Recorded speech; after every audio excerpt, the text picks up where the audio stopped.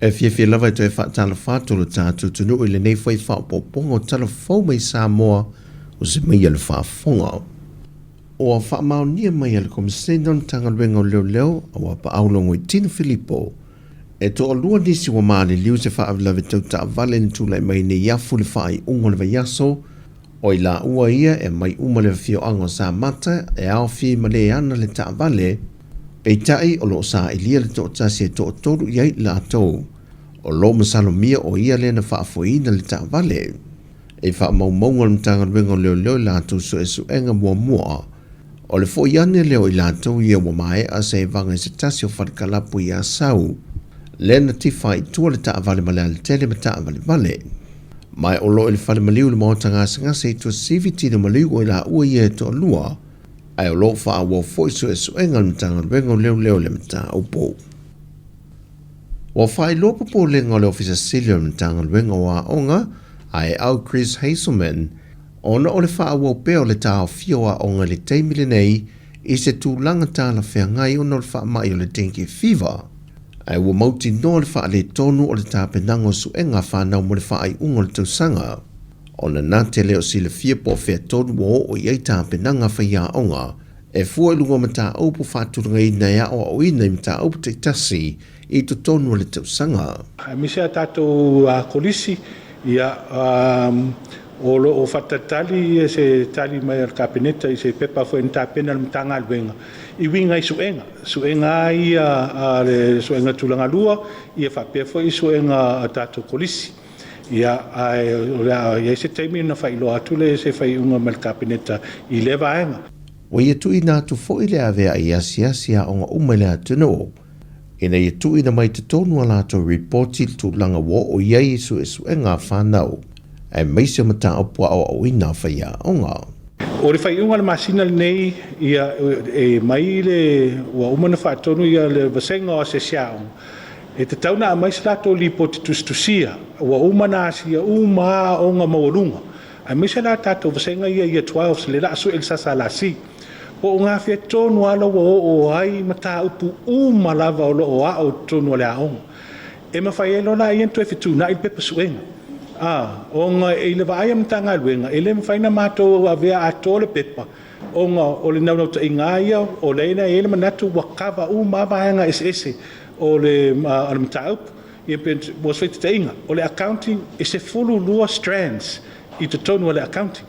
ia au te lo le te lo isio na ia onga ia o le kwa o le strand 7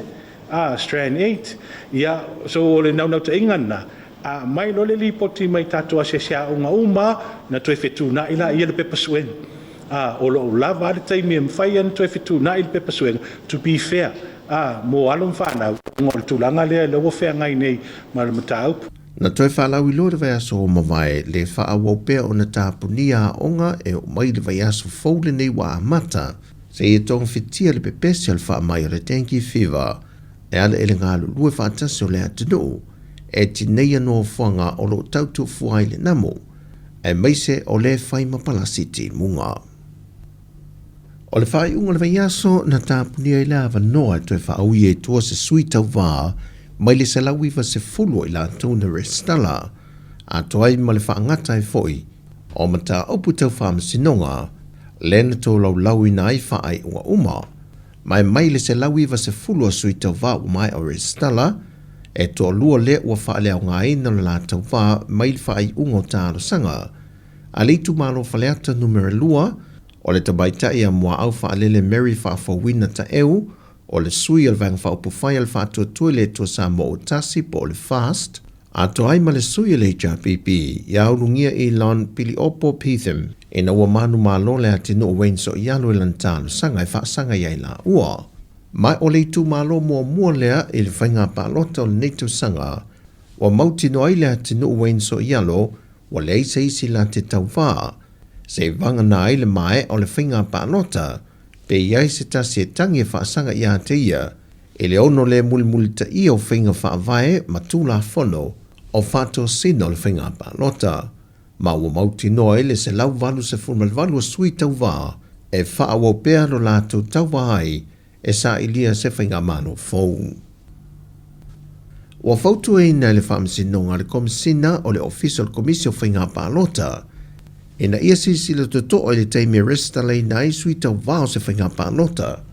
I le mafua anga e whaawhainga tai o na saini, ia sui tama i tai o nuu mafio anga, e meise fo i whaawhia ngainga mua lato mau whaatau e whaamaunia ni montanga ani sui e fia tau wha. Ono se tasi leo mata o punalia i mai o whaanga solo ai i a tālo sangantu i nātu le whaamasinonga. E meise la vei tūlanga tau montanga. Ma o le whautuanga fo e le whaamasinonga, e nei e tu ese pepa tālo sanga po pepa whaatumu mo montanga wha ele kāle sia, ma montanga wha le no. Ai wane i le fiafila sa wharadio le vaiaso umawai, e le iei se sui o sui umana restala, na toi ave i tualo na swafa. O tala fo ia manuia tele ni yaso si o tātua tino, wha soi foia.